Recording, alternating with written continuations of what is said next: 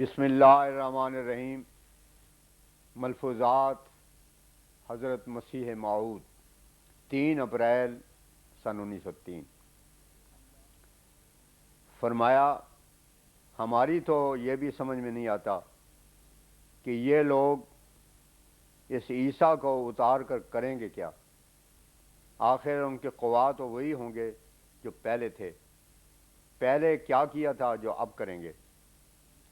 ایک ذلیل سی معدود چند ایک قوم تھی، ان کی اصلاح بھی نہ ہوئی۔ لکھا ہے ایک دفعہ ان میں سے 500 آدمی مرتد ہو گئے تھے۔ یہ لوگ اگر حضرت موسیٰ کے دوبارہ آنے کی امید رکھتے تو کچھ موزون بھی تھا، کیونکہ وہ صاحب عظمت اور جبروت تو تھے، ان میں شجاعت بھی تھی۔ اب یہ عیسیٰ کے پیچھے پڑے ہوئے ہیں۔ پھر مشکل یہ ہے کہ عادت کا جانا محال ہے۔ ان کو مار کھانے اور بزدلی کی عادت ہو گئی تھی۔ وہ اگر دجال سے جنگ کریں گے تو کس طرح۔ ادھر ان مسلمانوں کی بھی یہ عادت ہو گئی ہے کہ حضرت عیسیٰ ہی آئیں گے۔ لکیر کے فقیر ہیں، باپ دادا اور مولوی جو اس بات کی تعلیم دیتے ہوئے گزر گئے، وہ خواہ قرآن شریف کے مخالف ہی ہو، وہ اسی ہندوؤں کی گنگا کی طرح اس اعتقاد کو ترک نہ کریں گے، خواہ کوئی دلیل ہو یا نہ ہو۔ ان لوگوں کو تو اپنے گھر کا بھی حال معلوم نہیں کہ ان کے اس اعتقاد نے اسلام کو کیسا ضعف پہنچایا ہے۔ عیسائی جب کسی کو مرتد کرنے پر آتے ہیں تو یہی حجت پکڑتے ہیں کہ تمہارا نبی مردہ اور ہمارا زندہ آسمان پر موجود ہے۔ اب بتاؤ کہ ان دونوں میں سے کون اچھا اور خدا تعالیٰ کا پیارا ہے، اور وہ مسلمانوں کی کتابوں سے ہی نکال کر دکھا دیتے ہیں۔ اب قریباً ہر ایک فرقے میں سے الگ الگ ملا جلا کر 29 لاکھ کے قریب آدمی مرتد ہو چکے ہیں۔ کیا سید، کیا پٹھان، کیا قریش اور کیا مغل، ہر قوم اس وبا میں ہلاک ہوئی ہے۔ ایسے ایسے لوگ جو فخر اسلام کہنے کے مستحق بن جانے کے قابل تھے، وہ بے دین ہو کر حضرت صلی اللہ علیہ وسلم کو گالیاں دیتے ہیں۔ اور پھر اسی پر ابھی تمام نہیں، بلکہ وہ جان و مال سے، عزت و جاہ سے، عورتوں سے، لڑکیوں سے اس امر کے لیے کوشاں ہیں کہ کسی طرح دنیا سے اسلام کا نشان مٹا دیں۔ بھلا اگر یہی وہ فتان لوگ نہیں تو اور کون ہوگا۔ اس قوم کا فتنہ تو مسلمانوں کے بناوٹی دجال کے فتنے سے بھی کہیں بڑھ گیا۔ بھلا یہ بتاویں تو صحیح، اس قوم کی جس کا فتنہ دجال سے بھی زیادہ ہے، خبر کہاں دی گئی ہے۔ قرآن شریف نے تو اسی واسطے دجال کا نام نہیں لیا، بلکہ والظالین کہا، جس سے مراد یہی قوم نصارہ ہے۔ ولد دجال کیوں نہ کہا؟ اصل امر یہی ہے کہ وہ ایک قوم ہے جس سے تمام انبیاء اپنی امت کو ڈراتے آئے ہیں۔ ان لوگوں کے خیالات کے بنا احادیث موضوعہ پر ہے جو قرآن شریف کی مور سے خالی ہے، مگر ہم قرآن شریف کو ان احادیث کے خاطر چھوڑ نہیں سکتے۔ قرآن شریف بہرحال مقدم ہے۔ بھلا قرآن کو تو حضرت صلی اللہ علیہ وسلم نے خود جمع کیا، لکھوایا اور پھر نمازوں میں بار بار پڑھ کر سنایا۔ کیا اگر احادیث بھی ویسی ضروری ہیں تو ان میں سے بھی کسی کو اسی طرح جمع کیا اور بار بار سنایا اور دور کیا؟ ہرگز نہیں۔ جب نہیں کیا تو کیا حضرت صلی اللہ علیہ وسلم نے معاذ اللہ اپنے فرض منصبی میں کوتاہی کی؟ ہرگز نہیں، بلکہ صحیح امر یہی ہے کہ قرآن شریف ہی آپ لائے تھے اور اسی کے جمع کرنے کا آپ کو حکم تھا، سو آپ نے کر دیا۔ اب احادیث میں سے وہ قابل عمل اور اعتقاد ہے جس پر قرآن شریف کی مہر ہو کہ وہ اس کے خلاف نہیں۔ پھر اسی پر بس نہیں، قرآن شریف کہتا ہے کہ عیسیٰ مر گئے اور پھر دوبارہ قیامت تک وہ اس دنیا میں نہیں آئیں گے، بلکہ آنے والا اس کا مسیح اس کے خوبو لے کر آئے گا، جیسا کہ آیت قرآن شریف فلما توفیتنی میں صاف بیان ہے۔ پھر کہتے ہیں کہ سیدنا المسیح کی توہین کرتے ہیں۔ بھلا سوچو تو کیا ہم اگر اپنے پیغمبر سے ان جھوٹے اعتراضات جو نافہمی اور کو چشمی سے کر کے مسیح کو آسمان پر زندہ بٹھا کر حضرت صلی اللہ علیہ وسلم پر کیے جاتے ہیں، ان کے دور کرنے کے واسطے مسیح کی اصل حقیقت کے اظہار نہ کریں تو کیا کریں؟ ہم اگر کہتے ہیں کہ وہ زندہ نہیں بلکہ مر گئے، جیسے دوسرے انبیاء بھی مر گئے، تو ان لوگوں کے نزدیک تو یہ بھی ایک قسم کی توہین ہوئی۔ ہم خدا تعالیٰ کے بلائے بولتے ہیں اور وہ کہتے ہیں جو فرشتے آسمان پر کہتے ہیں۔ افطرا کرنا تو ہمیں آتا نہیں اور نہ ہی افطرا خدا کو پیارا ہے۔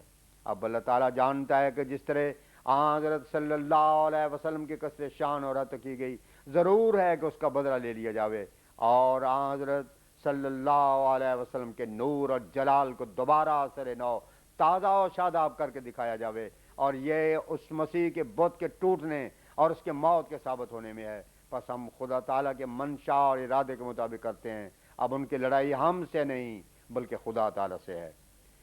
ان لوگوں نے تو حضرت مسیح کو خاصہ خدا بنایا ہوا ہے اور معاہد کہلاتے ہیں۔ ان کا اعتقاد ہے کہ وہ زندہ ہے، قائم علی السماء ہے، خالق، رازق، غیب دان، محیی ممیت ہے۔ بھلا آپ بتلاؤ کہ اگر یہ صفات خدا کے نہیں تو کس کی ہیں؟ بشریت تو ان صفات کی حامل ہو سکتی نہیں، پھر خدائی میں فرق ہی کیا رہا؟ یہ تو عیسائیوں کو مدد دے رہے ہیں، پورے نہیں، نیم عیسائی تو ضرور ہیں۔ اگر ہم ان کے عقائد ردیہ کی تردید نہ کریں تو کیا کریں؟ پھر ہمیں ماننا پڑے گا کہ نعوذ باللہ اسلام حضرت صلی اللہ علیہ وسلم خدا تعالیٰ کی طرف سے پاک نبی اور قرآن شریف خدا کا کلام برحق نہیں، حضرت مسیح زندہ نہیں بلکہ مر کر کشمیر سری نگر محلہ خان یار میں مدفون ہیں۔ یہی سچا عقیدہ ہے۔ ایک صاحب نے سوال کیا کہ جو لوگ ایک ہی دفعہ 3 طلاق لکھ دیتے ہیں ان کی وہ طلاق جائز ہوتی ہے یا نہیں؟ اس کے جواب میں فرمایا قرآن شریف کے فرمودہ کے روح سے 3 طلاق دی گئی ہوں اور ان میں سے ہر ایک کے درمیان اتنے وقفہ رکھا گیا جو قرآن شریف نے بتایا ہے، تو ان تینوں کی عدت گزرنے کے بعد اس خاوند کا کوئی تعلق اس بیوی سے نہیں رہتا۔ ہاں اگر کوئی شخص اس عورت سے عدت گزرنے کے بعد نکاح کرے اور پھر اتفاقاً وہ اس کو طلاق دے دے تو اس خامد اول کو جائز ہے کہ اس بیوی سے نکاح کر لے، لیکن اگر دوسرا خامد اول کی خاطر سے یا لحاظ سے اس بیوی کو طلاق دے کہ تا وہ پہلا خامد اس سے نکاح کر لے تو یہ حلالہ ہوتا ہے اور یہ حرام ہے۔ لیکن اگر طلاق ایک ہی وقت میں دی گئی ہو تو اس خامد کو یہ فائدہ دیا گیا ہے کہ وہ عدت گزرنے کے بعد بھی اس عورت سے نکاح کر سکتا ہے، کیونکہ یہ طلاق ناجائز طلاق تھی۔ دراصل قرآن شریف میں غور کرنے سے صاف معلوم ہوتا ہے کہ خدا تعالیٰ کو یہ امر نہایت ہی ناگوار ہے کہ پرانے تعلقات والے خامند اور بیوی آپس کے تعلقات کو چھوڑ کر الگ الگ ہو جائیں۔ یہی وجہ ہے کہ اس نے طلاق کے واسطے بڑی بڑی شرائط لگائی ہیں، وقفے کے بعد 3 طلاق کا دینا اور ان کا ایک ہی جگہ رہنا وغیرہ۔ یہ امور سب اس واسطے ہیں کہ شاید کسی وقت ان کے دلی رنج دور ہو کر آپس میں صلح ہو جاوے۔ اکثر دیکھا جاتا ہے کہ کبھی کوئی قریبی رشتہ دار وغیرہ آپس میں لڑائی کرتے ہیں اور تازہ جوش کے وقت میں حکام کے پاس عرضی پرچے لے کر آتے ہیں، تو آخر دانا حکام اس وقت ان کو کہہ دیتے ہیں کہ 1 ہفتے کے بعد آنا۔ اصل غرض ان کی صرف یہی ہوتی ہے کہ یہ آپس میں صلح کر لیں گے اور ان کے جوش فروغ ہوں گے تو پھر ان کے مخالفت باقی نہ رہے گی۔ اسی واسطے وہ اس وقت ان کی وہ درخواست لینا مصلحت کے خلاف جانتے ہیں۔ اسی طرح اللہ تعالیٰ نے بھی مرد اور عورت کے الگ ہونے کے واسطے کافی موقع رکھ دیا ہے۔ یہ ایک ایسا موقع ہے کہ طرفین کو اپنی بھلائی برائی کے سوچنے کا موقع مل سکتا ہے۔ خدا تعالیٰ فرماتا ہے الطلاق و مرتان، البقرہ آیت 230، یعنی 2 دفعہ کی طلاق ہونے کے بعد یا اسے اچھی طرح سے رکھ لیا جاوے یا انسان سے جدا کر دیا جاوے۔ اگر اتنے لمبے عرصے میں بھی ان کی آپس میں صلح نہیں تو پھر ممکن نہیں کہ وہ اصلاح پذیر ہوں۔ ایک صاحب نے عرض کیا کہ وطر کس طرح پڑھنے چاہیے، اکیلا بھی جائز ہے یا نہیں؟ فرمایا اکیلا وطر تو ہم نے کبھی کہیں نہیں دیکھا۔ وطر 3 ہیں، خواہ 2 رکعت پڑھ کر سلام پھیر کر تیسری رکعت پڑھ لو، خواہ تینوں ایک ہی سلام سے آخر میں التحیات بیٹھ کر پڑھ لو، ایک وطر تو ٹھیک نہیں۔ ایک صاحب نے سوال کیا کہ حضور مخالفوں سے جو ہمیں اور حضور کو گالی گلوچ نکالتے ہیں اور سخت کہتے ہیں السلام علیکم، جائز ہے یا نہیں؟ حضرت اقدس نے ارشاد فرمایا مومن بڑا غیرت مند ہوتا ہے، کیا غیرت اس امر کا تقاضا کرتی ہے کہ وہ تو گالیاں دیں اور تم ان سے السلام علیکم کرو؟ ہاں البتہ خرید و فروخت جائز ہے، اس میں حرج نہیں، کیونکہ قیمت دینی اور مال لینا کسی کا اس میں احسان نہیں۔ ہمیں کئی بار اس آیت کی طرف توجہ ہوئی ہے اور اس میں سوچتے ہیں کہ من کل حدب ینسلون، اس کا ایک تو یہ مطلب ہے کہ ساری سلطنتیں، ریاستیں اور حکومتیں ان سب کو اپنے زیر کر لیں گے اور کسی کو ان کے مقابلے کی تاب نہ ہوگی۔ دوسرے معنی یہ ہیں کہ حدب کے معنی بلندی، نسل کے معنی دوڑنا، یعنی ہر بلندی سے وہ دوڑیں گے۔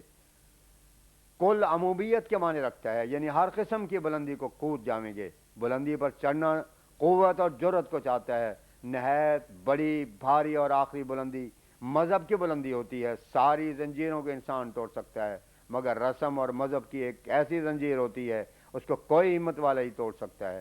سو ہمیں صرف سے ایک یہ بھی بشارت معلوم ہوتی ہے کہ وہ آخرکار اس مذہب اور رسم کی بلندی کو اپنی آزادی اور جرأت سے پلانگ جائیں گے اور آخرکار اسلام میں داخل ہوتے جائیں گے، اور یہی زال کے لفظ سے بھی ٹپکتا ہے، اور اس امر کے بنیادی اینٹ قیصر جرمن نے چند دن ہوئے اپنا عقیدہ عیسویت کے متعلق ظاہر کر کے رکھتی ہے۔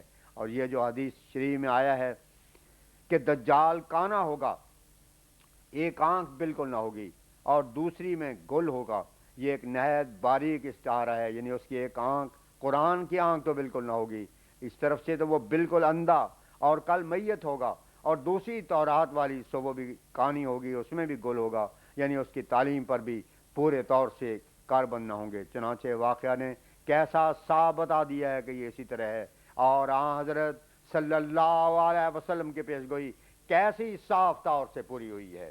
عیسویت کی ابطال کے واسطے تو ایک دانا آدمی کے لیے یہی کافی ہے کہ ان کے اس عقیدے پر نظر کرے کہ خدا مر گیا ہے، بھلا کچھ سوچے کہ خدا بھی مرا کرتا ہے۔ اگر یہ کہیں کہ خدا کی روح نہیں بلکہ جسم مرا تھا تو ان کا کفارہ باطل ہو جاتا ہے۔